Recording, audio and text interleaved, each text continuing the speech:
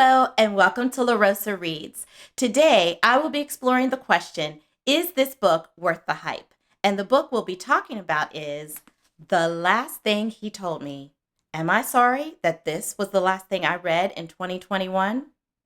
Let's find out by talking about this book.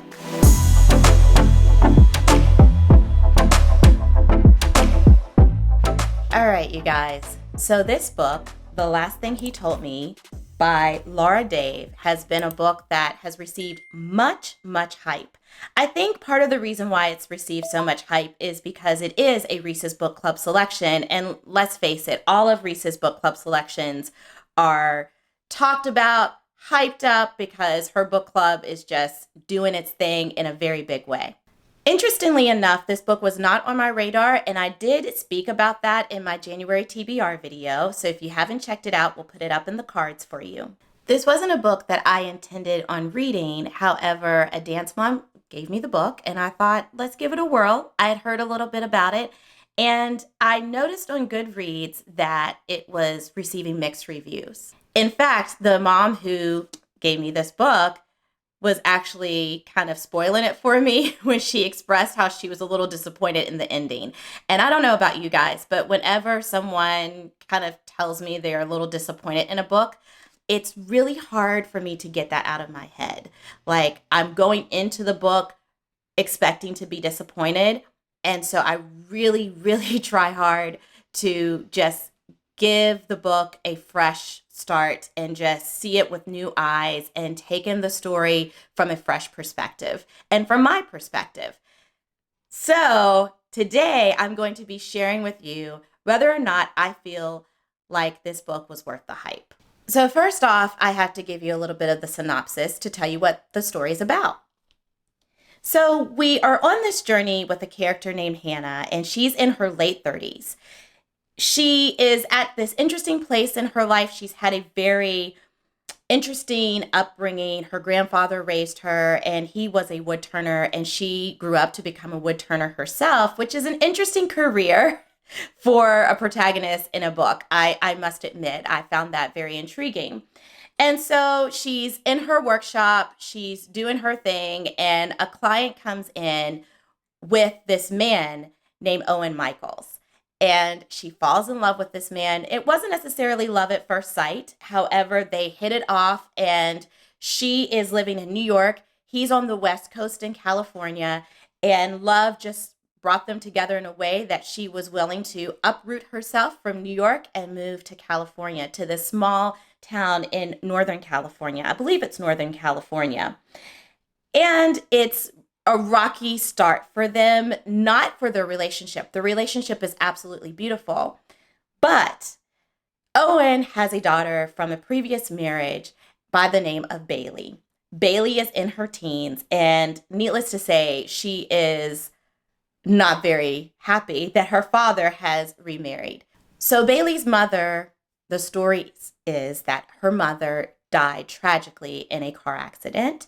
And so it's been Bailey and Owen for most of Bailey's life.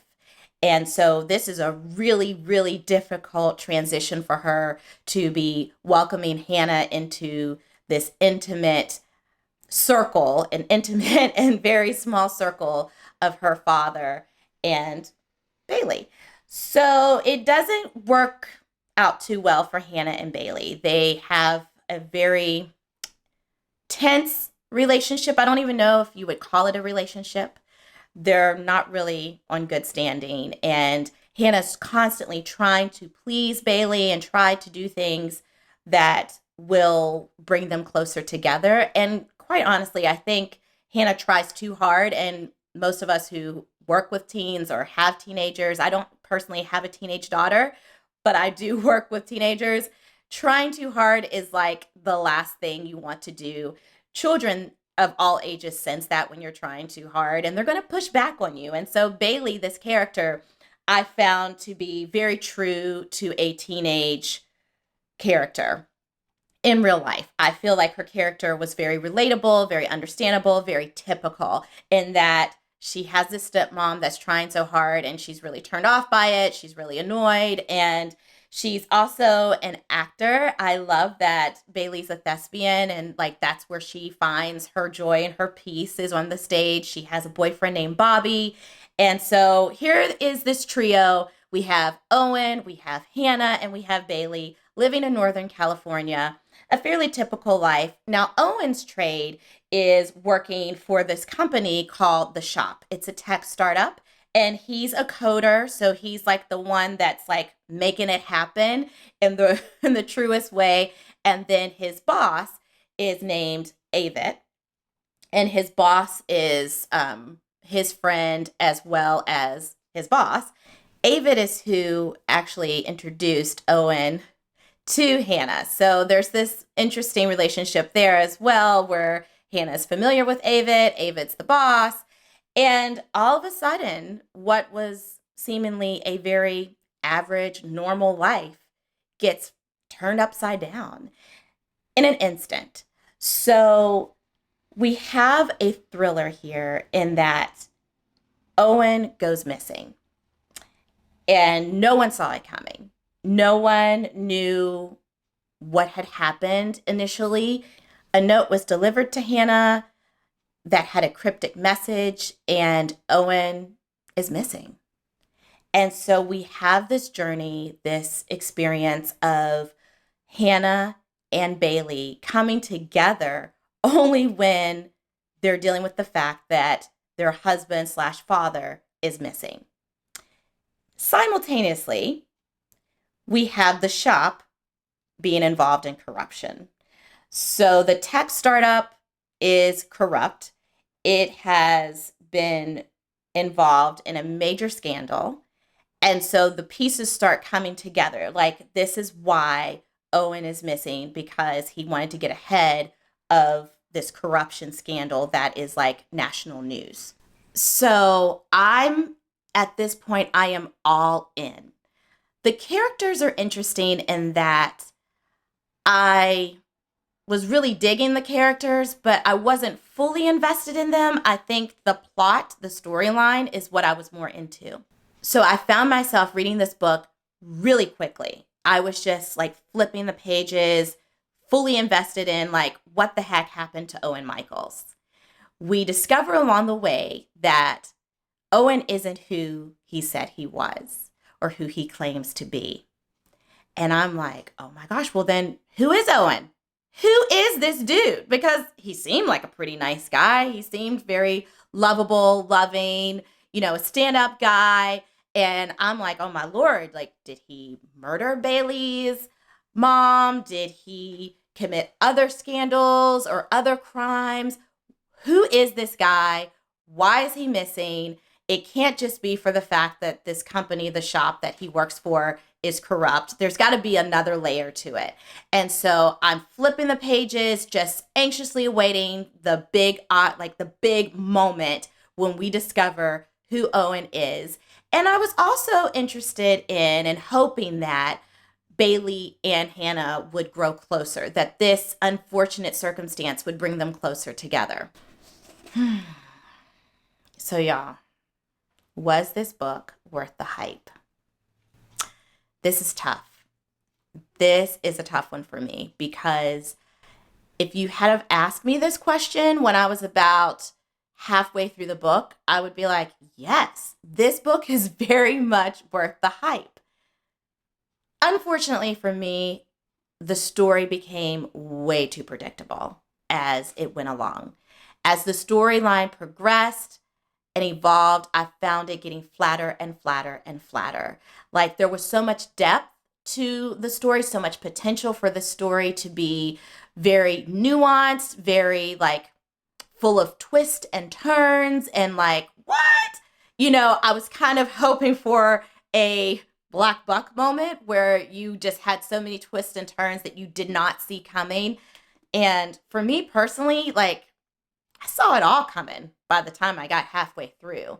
So I am a little disappointed in the ending. And I hope that that's not because I heard other people say that. The reviews of this book are so mixed on Goodreads. Like, I was scanning through them before I recorded this video, and I some people, including some of my friends on Goodreads, were giving this book a 5-star rating, a 5-star review. And I just couldn't do it. It was a 3-star for me. And again, I think the reason why is because it became too predictable and the buildup was just there. It was building and building and building. And I was so invested and I was so into it and so looking forward to a twist.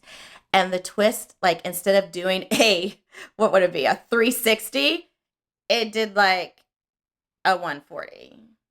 It wasn't like, whoa, what was that? It was more like a, oh, okay.